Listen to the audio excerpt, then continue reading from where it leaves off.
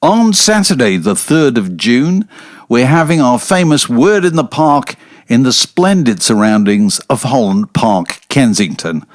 Our guests that day include Bob Stanley, who'll be talking about the Bee Gees, Leslie Ann Jones, whose specialist subject is the Rolling Stones, and John Higgs, who'll be explaining what the Beatles and James Bond tell us about the British psyche. Your hosts will be me, David Hepworth, and Mark Ellen. There will be a canopy over your head, there are cold drinks and spectacular lavatories. It starts at 2 and finishes at 4:30. Get your tickets here. Welcome to another edition of Word in Your Ear and the extraordinary story of the man who managed, among others, Herman's Hermits, 10cc, and the snooker stars Jimmy White and Alex Hurricane Higgins. What could possibly go wrong? It's all in this terrific and very revealing and entertaining memoir called I'm Into Something Good by Harvey Lisberg. Harvey, welcome. Very nice to see you. Hi, nice to see you too. And where are you? In California somewhere? Yes, Rancho Mirage, California. It's about 15 miles east of Palm Springs, which is 112 miles east of Los Angeles. Right. Basking in sunshine at the moment at 8 o'clock in the morning. Oh, good grief. Well, we're weak with envy.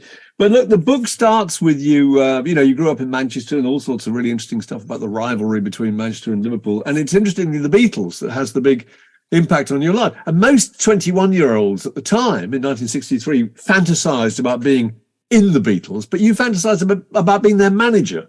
So why was that? What was it about Brian? Why did you decide that was the career path you wanted to take? Well, I was writing songs at the time originally, and that was my idea, to be a songwriter, as I played the guitar and piano. And my songs weren't that great, and certainly nobody wanted to do them particularly. The Beatles came along and their songs were just superb. And, it was like, if you're a painter, how do you compete with Picasso? You just can't, it's just, they were just so good. And there was a breath of fresh air. And it was a lovely feeling to be alive in those days and wait for the Beatles record and go into the shop on the first day and play the album out till it's absolutely worn down to, I just love the Beatles. I just love what they did. They were, as I say, it was just that. But it was Epstein, wasn't it? Coincidentally, Epstein was manager of that. Yeah. And he was a Jewish kid from Liverpool. And I thought, well, why not? He didn't have any other experience before that of managing a band. So I thought, well, I'll get a band and I'll manage it or something like that. And they'll do my songs as well. And that band is Herman's Hermits. Yeah, that was a bit lucky. I'm going to say that's pretty lucky. That's extraordinary. It was either tremendous foresight or tremendous luck. I think I'll go for the latter. Right. So what did you see? Peter Noone, I think, was 15 or 16 when you first saw him playing in your local club. Cheeky chappie with a tooth that stuck out. And we went to this youth hall in Collingwood, in the suburb of Manchester, and we saw this band, and they knew we were coming. They knew there was somebody coming that was going to look at them. And they'd arranged in the audience their cousins and friends and God knows what. So I went to see this set where they were doing, like, I Saw Her Standing There, Chuck Berry, Johnny Be Good. Every band did all the same songs. And at the end of each number, they were almost charged off the stage by these screaming fans. And I thought, wow, we've got something here. And it turned out to be a lot of their friends. They told me afterwards they knew I was coming. They baked a cake. So that was it. But when you were involved with them, the other person involved in them from a kind of production point of view was Mickie Most. And you had a very kind of difficult relationship with Mickie Most. Is that fair to say? It was a love-hate relationship, but he was very talented and very important in the picking of songs originally. We got him purely on a really peculiar whim. Herman's Hermits had a lot of work when I started managing them. We filled their book. They played lunchtimes at the Plaza. They played the Ritz in the evening. They even did triples certain nights. I was in the lunchtime session of the Plaza. And I went into the manager's office, who I was friendly with, and he had a piece of paper, a letter from Derek Everett at EMI.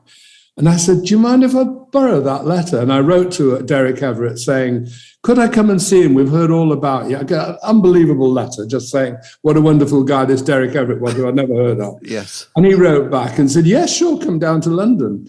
And I said, I've got this band and, et cetera, et cetera. Well, he said, unfortunately, I'm nothing to do with the artist. He was in sales or something, I just sell singles for EMI to all the different stores. He knew nothing about it, anything to do with it.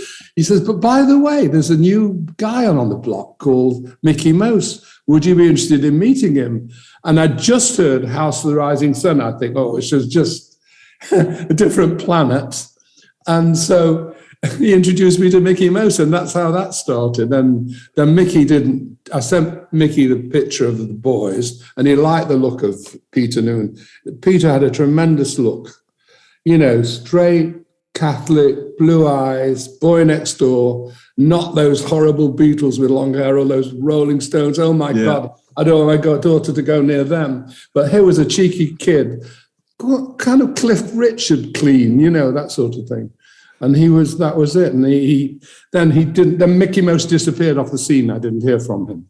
Right. So I kept mithering. And finally I had the brainwave. Well, I'll send him 2 tickets and I'll book him at the Midland Hotel for the night and see if he'll come up and watch the band. And he did. And I took him to see the band. And on the way back, he says, you've got to get rid of 2 of them. They're no good. And by the way, I've got this record. Would you like to hear it? And I said, yeah. And I had a crummy Triumph Herald car, which was my mother's. But the only good thing about the car is I'd invested absolutely brilliantly in this Philips record player. Do you remember at all? They were wobbly. Yeah. I couldn't believe this. Pushed the thing in, and I thought, Jesus Christ, that is unbelievable song. Do you like it, Harvey? Yes, I'll take it, anything. He said, well, you get rid of 2 of the band and you got a deal and we'll put them in the studio. So that was I'm Into Something Good. That was and that was, we played a cover version of Earl Jean's version, which was like 92 in America or something. And there's a long story attached to that, which I don't know whether I can go into very much, but it was an instant success, wasn't it? That was it. That was a hit in the UK. But what nobody predicted with Herman's Hermits was just how big they were in the United States, and that's kind of got lost to history, hasn't it? Really, they were the second biggest. They were enormous. They actually outsold the Beatles in 1 month in 1965, which was pure, nothing to do with Mickie Most. When I saw them originally, they played Mrs. Brown, You Got a Lovely Daughter, which was a little thing at the end of the act where Peter put on boys' schoolboy clothes. And they Mrs. Brown, You Got a Lovely Daughter. And then he did this little song. And when it came to recording, Mickie needed a track to finish the album for MGM. And they didn't. And he said, have you got anything? So they said, yeah, we've got this. And they played this song, which he recorded in 1 take, without them knowing he'd recorded it. Really? Right? And then it was on the album. And then the DJs started picking this up because everybody in America, if you were English, you were treated as royalty. Please stick around. Don't leave, Harvey. I love to hear you talk. Yeah, right. So I used to stand in chemist shops and talk to a good way of picking up girls in those days. You just open your mouth and that was it. And they just loved you because of the accent. I don't know what it was, but that's what it was. And Mrs. Brown, MGM said, we want to put it out as a single. Mickie Most said, no way. He had nothing to do with it. It was 1 take. Yeah. Altogether, not even separated the voice from the backing. They just did it like a live number. And they said, well, we've got this demand for it. Every DJ's picked it up. And so Mickie said, and they said, we'll pay you on 600,000 if you let us release it, whether we sell it 1. So Mickie said, no, million. If you pay me on $1 million, they agreed to pay him on $1 million if they release it. It was the highest entry into Billboard. How right they were, I know. Well, they knew because there's like 4,000 radio stations playing it all night. So they know the demand is tremendous. And I think it's very hard for an English person, or even Mickie Most, or even myself, to appreciate how big that was. That was infuriating to people like the Rolling Stones. Yeah. Well, we were going to ask you about the Stones, because Herman's Hermits were the second biggest UK act in America at one point, and then you did a joint headline tour with the Stones and a tour supported by The Who. Can you remember anything about those particular events? I could never forget them. The Rolling Stones was just individual date, which we did in somewhere, I think it was Ohio, I don't know. We did one night, Philadelphia. We did a night with them. Then when we got there was an argument of who was going to finish, who was going to close the show. And I thought there was no way, Peter could have gone on before anybody, could have gone on as opening act. He would have just blown everybody away because they loved it. And I thought, we had a discussion with Andrew Legault, and I realized that there was a curfew on because you had to finish at a certain time. And I thought, well, if we go on first, we won't have that problem of going over curfew and then cutting the lights off and police coming in with machine guns. God knows what they do. But last week in Coachella here, Golden Voice were charged $117,000 for the headline act on the Friday night going 27 minutes over curfew. God. Jeez. So, that's America. You don't mess around because the towns want the tax. The police are there. It's chaos. And, acts aren't known to keep to time, so we did it. And we did the show. We went down really well. And of course, we went on like a storm. And then Mick Jagger went down. And the thing about that date was, was that 50% of the people probably liked the Stones and 50% liked Herman's Hermits. Whereas our original thing on Nebworth, which was 10cc, like 1% probably liked 10cc and 99% wanted the Rolling Stones. It's slightly different. So it didn't really matter who went on first. They had their following, and quite likely the following might not watch the Rolling Stones and might just go home. It's totally different. Right. And then you asked me about The Who. The Who did a complete tour with Herman's Hermits. They asked to be our opening act, and I agreed. And we had lots of incidents from that, which I think I related in the book. My favourite one, of course, was after every game, we used to play a card game called Brag. We used to finish the game, and there was 5 of us, like Lek, myself, Peter, whoever it was, used to go in the room. They used to have whiskey or whatever it was, and we played this Brag. I get a phone call, 2:30 in the morning. Hello, is this Mr. Lisberg? And I say, yes, this is the manager of the hotel in Birmingham, Alabama. I've got something to tell you. He says, the toilet in Mr. Moone's room is not in anymore. I said, what do you mean? We have lost a toilet. I said, could you explain what you mean by you've lost a toilet? He says, yes, it's not in the wall anymore. And apparently, Keith Moon bombs. Poured all these cherry bombs down. Yeah. The thing had blown away from the wall. And of course, it was a thing of The Who. Whenever we were on a bus with them, we'd look around and bloody Keith Moon was dropping these bloody things out the window onto the motorway. And you go bang, bang, bang all the way around. Like glorified bangers. And that was Keith Moon, who I really thought was a fantastic drummer. And I was very annoyed, actually, about the papers reporting something last week. I said that he was a complete maniac, but a genius as a show drummer. And of course, they missed out the genius of the show drummer to get the headline hustle. So alongside you there, you've got a picture of you with Elvis Presley, who you met. This is because Herman's Hermits star was so high, he wished to be associated with them. Is that right? We arrived at a hotel in Honolulu, and there was a telegram. The Colonel and Elvis would like to meet you. Would you be interested in coming to the Polynesian village to meet us? So I said no. Elvis was the god. The Beatles were the gods of the 60s. Well, Elvis was the king way before that. He was amazing. Anyhow, we go down to the chauffeur-driven, of course, down to the Polynesian village, which is about 10 miles from the hotel. And there's like little huts with thatched roofs, this kind of Polynesian huts. And inside was Presley, and we go inside it, and he's there, his bare feet, white, in the photograph, he's wearing a white shirt. I don't remember him having that shirt when we met him. It was like bare, and he had 6 henchmen round him, all looked like him, all with the same hairstyle. And when he laughed, they laughed.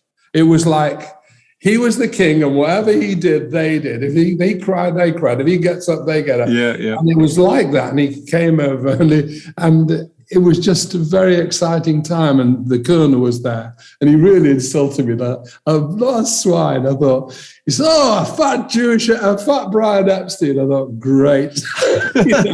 Coming from him, that's rich. Yeah. That was his first greeting. So anyhow, but I got to know him. I got very friendly with him, got to love him in the end. I mean, he's been so maligned. Oh, my God. And he told us stories that there were just great stories from his starting with Elvis, and it was just fabulous. And I kept a relationship with him. I went to his 90th birthday and so forth. We met him quite a few times. I was kind of oblivious to the fact that he was a crazy gambler. It hadn't occurred to me at the time. The only thing I knew is when Hermits went to Las Vegas, the manager came up to me and said, "By the way, do any of your boys play on the tables?" I said, "Well, yeah, they'll play blackjack or something." He said, "Well, I've comped all your rooms. All your food is paid for, every single thing. And each one has got a credit limit of $100,000 if they want to bet." Oh, my God. Oh, Lord. And that's how Vegas worked. It is. All these stars, Sinatra, who you go down, every one of them were probably into these, pits for hundreds of thousands of dollars. And it was as easy. And I said, "There's no way I want that facility." Well, Leck, for the guitarist with Herman's Hermits, he sat down on the blackjack table, and he was prone to have a little bit of whiskey. He liked whiskey. And he sat down there, and we were there 10 o'clock in the morning. We arrived, sat at this table, and then he's delivered whiskey and cokes, and he played. We go off, we're chasing women, we're going to restaurants. Every time we got back to the hotel, Leck was a bit more like the Leaning Tower of Pisa on this seat. He sat in that seat for 39 hours or something. But we'd had the time of our lives, and he'd lost a fortune. I don't know how he managed to, and he didn't lose any money, but I just don't know how he was there. Oh, God. He was in a kind of a whirlwind of his own. Yeah. That was Leck. Wonderful guitarist, by the way. And very unfortunate that Mickie Most was so unappreciative, or he didn't encourage the boys. They could have been brilliant songwriters as well, but they never had a chance. They never had a smell. Well, we should ask you about Graham Gouldman, because that was the beginning of the next big installment of your life, when you got involved with 10cc. But Graham Gouldman, you saw presumably more as a songwriter than a pop star at that stage. No, he was in a band called the Whirlwinds, which was a bit like a Jewish-Irish show band. Yeah. Playing all the Alexander's Ragtime Band was the closing number, with everybody doing the hand bit, you know what I mean, as they go down. No, they were fantastic. And they had this manager who was it was impossible. He was arrogant. He didn't want to speak. He was very protective, maybe rightly so. And I always wanted I'd love to represent that band. This was way before I had Herman's Hermits, by the way, way before. I just loved them. And I went to see them when they practiced, and I got to know Graham, who actually lived about 1,000 yards from my house. So we're both in Salford, very near to each other. And I said to him, "Look, would you like me to do some work with you?" And I encouraged him, and I said, "Well, why don't you become a songwriter?" And he was working in some shirt manufacturer or something at the time. And I offered him a wage just to keep him, if he was interested, with some pittance. I suppose it didn't have pittance in today's terminology, but probably was £5 or £10 a week, just to keep the wolves at bay. Yeah. If you're living at home with your parents and you've no mortgages and 3 Ferraris in the garage, you don't have worries about money particularly. So, and he started writing. And the first song that he wrote, we did it together more or less. We were sort of, I said to him, look, how's the rising sun? It's fantastic chords. Why don't you try and write a song on those chords? And he very surreptitiously changed the last chord minimally, and then started writing, and I discussed changing the tempo and doing something in the middle. I was very involved creatively at that stage with him in writing. And then his father was a playwright, wrote amazing lyrics, which I personally didn't like for For Your Love. They were too flowery as far as I was concerned. And people said to me today, did Graham write those lyrics? I'd give the world if it were mine to give. Well, a 16-year-old kid from Salford does not write that. There is no way. But maybe a 45-year-old playwright that's had a genius mind. Yeah, his dad contributed a lot, didn't he? That's right. Yeah, and then things like Art for Art's Sake, Money for God's Sake was his. No Milk Today was a thing in a bottle.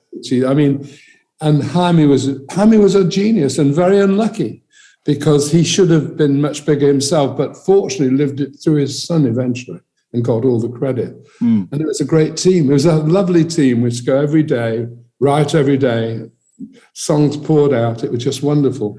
I've got to ask you one question that absolutely fascinated me in the book. You say that Graham Goldman, you worked with a long time, were involved with him. And you talk about when his first marriage broke up, you said it suddenly became clear that he was in love with music. And I wanted to, rather than anything else, and I wanted to ask you, you've dealt with loads of musicians over the years. Couldn't you say the same thing about all of them? They're all in love with music. That's a good question, which is very difficult to answer. I hate to generalize about all. I would think wives cause a lot of problem in the music industry. And I think when they're not married, they're free. And then they get married, and there's a different ball game then. And then the wives obviously are entitled to some attention, and often don't get it. Graham definitely, main love in his life was definitely music, just insanely. And I don't think every musician's like that, but yeah, maybe a lot of them are. But then maybe they shouldn't get married. Right. But that tends to be unavoidable, really, doesn't it? Talk to us about TCC, because they were an utterly huge record-selling group, but really curious setup, weren't they? They had a real division of labour of what they all did. They all brought something very different. Is that right? Yes, absolutely. Eric was very, very good looking, very talented, very good producer, very technical. He was involved in all the original production work. Graham was a genius at the guitar and a good songwriter. Kevin Law, they were just lovable. They were crazy. They were avant-garde. They refused to do anything commercial. So they had these other two, Graham and Eric, had to kind of rein them in so we could get something out of them that can go out to the public. And it was a very happy foursome, really, initially. And then you write about, Mark and I were talking about the episode of the Gizmo, and that's Kevin and Lowell, indulging their kind of zany idea of inventing a new instrument. It was absolutely extraordinary affair. It must have cost a fortune, and it didn't work at all. And they wanted to market it commercially, didn't they? And eventually it was before split up the band. The Moog got really popular, and they wanted to do the same sort of thing on a guitar.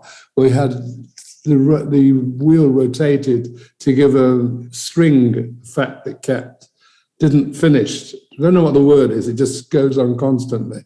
And they did get it produced, and there were American people interested in it.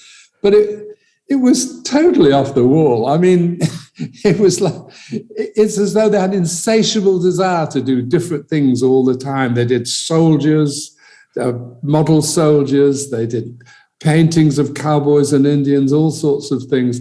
They were very artistic, and they had tremendous sense of humor. I mean, and Kevin, he could impersonate, he could do Kenneth Mars from The Producers better than Kenneth Mars. It's unbelievable. I always remember going to a restaurant, a Middle Eastern restaurant, and this woman was from Lancashire, married this Armenian guy, and used to say, two hummus and not derby. And Kevin asked her, she said, what would you like? He said, 2 hummus and not derby. Like this Lancashire sort of Middle Eastern voice. Oh God, he was very tight, and a great voice. They all had good voices as well. Yeah, that was the interesting thing about 10cc. But that album, the Consequences album, you talk about how I think it cost at the time, it was 1977, it cost £250,000 which is whatever that is, 1.5 million now, and there was 3 sides of kind of instrumental waffle and then 3 sides of Peter Cook dialogue and the occasional song, marketed in a box as a kind of classical album. And it was a catastrophic failure, wasn't it? It was brilliant. Yes. But commercially. It was where did I, the producers, where did I go right? Well, yes. This was where did I go wrong? But no, it was their indulgence. And they'd just broken away from 10cc. They got into a studio. They were in the manor. There were beautiful girls serving them food all the time. And God knows what drugs they were on. They had Peter Cook paralytically drunk at 9 o'clock in the morning, cracking jokes all day. And it was a holiday atmosphere. So there was no way that was going to be finished quickly in the first place. I wanted a single album. And then they did Honolulu Lulu. And they played it to me, 17 seconds. I said, that's it. We've got the hit. Yes. Now finish it off. They finished it off all right with about 10 minutes of instrumental garbage at the end of it. It wasn't garbage, but it wasn't a commercial because they didn't want commercial. If they smelt commercial, they went the other way. But which is a challenge when it comes to managing people. So you managed loads of people in your long career. Do you get on with all of them? Do you still talk to them? No, I don't. I never got on with all of them. Some of them hated me. I mean, it was like once I got to the punk era, a fat Jewish capitalist manager would never fitted in with the sort of druggy young road manager that took over. I mean, no, we were the other side. We were the establishment. Right. And there were other inside acts that didn't like me because I tended to look as though I was always promoting the leader, the head man, because to get publicity, you've got to go where the publicity is. Yeah. And like with Sad Cafe, Paul Young was a charismatic, enigmatic person. And obviously, if I was a reporter for The Guardian, I'd want to interview Paul Young. I wouldn't be interested in anybody else in the band, although the band were very good and exceptionally good. And I think there was a lot of resentment. So the resentment usually came from the band to the leader onto me. Oh, you were always on his side type of thing. Right, right. That created an atmosphere. So after your long period of managing musicians, you had an adventure managing snooker stars. And the biggest and the most and the strangest and most demanding of them all. And Jimmy White was the first one. I think Jimmy White at the age of, even at 13, was playing, gamblers, wasn't he? And kind of gangsters in pool halls for money, and was a real liability. So did you see him as just a massive challenge that you had to take on? He was the most exciting player in England at the time. Yeah. He was more exciting than Higgins because he was faster than Higgins. Yeah. And he was young and he was fresh and he was raw. And he was the Artful Dodger from Oliver. He was a cheeky, he had the gift of the gab. He would melt anybody. Didn't do very sensible things. And the great thing about this book is it's rekindled my relationship with him, and I speak to him every other day or every week. And it's and he's told me stories which I cannot wait to tell people, but I'm going to save it till it's ready. He was fantastic. We got him, and I did a fairly good job on him, I thought, as far as I wanted to change the image, because I thought the whole of snooker looked like penguins. They all had the suits on with the bow ties and the white shirts, and they all looked as they came from a different generation, maybe King Charles III's generation. But I wanted to put a new spin on it. I actually tried to get them to do a hairstyle, which was a punk hairstyle, but everybody refused to allow me to have it because I think it would have really fitted him at the time because he was crazy and he'd have this punk hairstyle. They did this curly thing and that worked and his image was good and we got him clothes and we got his teeth fixed and we got it all sorted out. And of course, the next minute, Higgins is knocking on the door, having seen all the publicity that we got, and it was good stuff. We got Litchfield to do the photograph. It was like, we went and I got more publicity then than, as I say, 20 years of rock and roll, 6 weeks in snooker. And it was pandemonium. And I think I changed the face of snooker to a degree in the United Kingdom by insisting on this image thing. Which people didn't like at first, did they? The press were a bit upset David about it. Vine introduced me after Jimmy White had been thrashed 9-0 at the Crucible in the first thing. And I'm doing this interview with him and he said, do you think it was worthwhile having his hair done, and makeup and this, that? I said, well, actually, David, I saw you getting your makeup done before you went out. And then it buried it.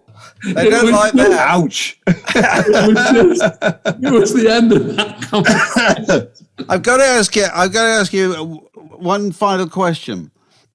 Jimmy White had his teeth fixed. You say Jimmy White had his teeth fixed.